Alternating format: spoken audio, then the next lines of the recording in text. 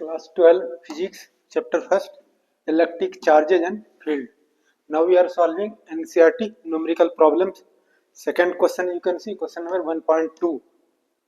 क्या है the electrostatic force on a small sphere of charge 0.4 microcoulomb due to another small sphere of charge minus 0.8 microcoulomb in air is 0.2 Newton. यहाँ पर क्या है, दो spheres हैं, स्फेयर है, चार्ज क्या है Q1 मीन्स 0.4 माइक्रोकूलम और दूसरा अनदर जो स्मॉल चार्ज है Q2 तो दैट इज माइनस 0.8 माइक्रोकूलम। ये दोनों चार्ज जो है सेपरेटेड बाय डिस्टेंस r। अब यहाँ दो क्वेश्चन है, A what is the distance between two spheres, दोनों स्फेयर के बीच का डिस्टेंस। दूसरा क्वेश्चन क्या है, what is the force on the second sphere due to the first. दो क्वेश्चन है, क्वेश्चन क्या है, दो छोटा छोटा स्फेयर है और इस पर चार्ज जो है Q1 प्लस 0.54 माइक्रोकूलम, इसको कूलम में कन्वर्ट कर दिया, मल्टीप्लाई किया 10 टू द पावर -6 कूलम, और इस पर चार्ज कितना है माइनस 0.8 माइक्रोकूलम, इसको भी SI यूनिट में कन्वर्ट किया ये minus 0.8 into 10 to the power -6 coulomb. ये पॉजिटिव चार्ज है, ये निगेटिव है, तो दोनों के बीच क्या होगा, एट्रैक्शन होगा।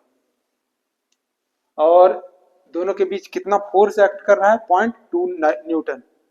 दोनों के बीच का separation find out, what is the distance between the sphere, दोनों स्फेयर के बीच का डिस्टेंस।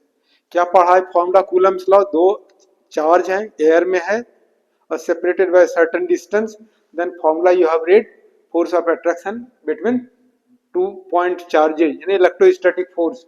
फॉर्मूला क्या होगा, F is equal to 9 to 10 to the power 9 Q1 Q2 by R square.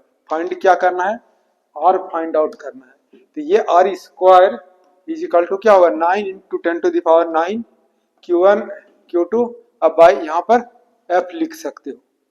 अब इज इक्वल टू क्या होगा 9 10 टू द पावर 9 Q1 के प्लेस में 0.4 इंटू 10 टू द पावर -6, और ये मैग्नीट्यूड लेते हैं इसमें, ये जो लेते हैं ये हमारा क्या है कूलम्स लॉ, मैग्नीट्यूड है।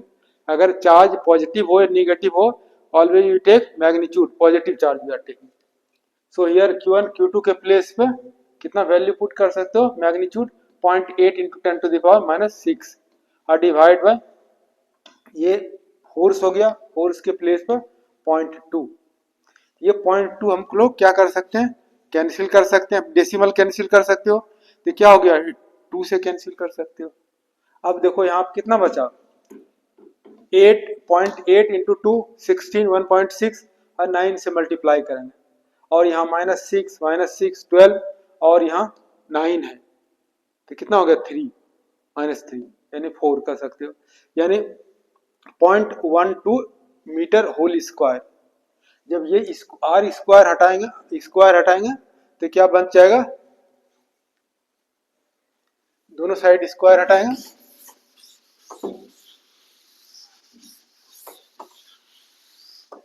you will get R is equal to 0.12 metre.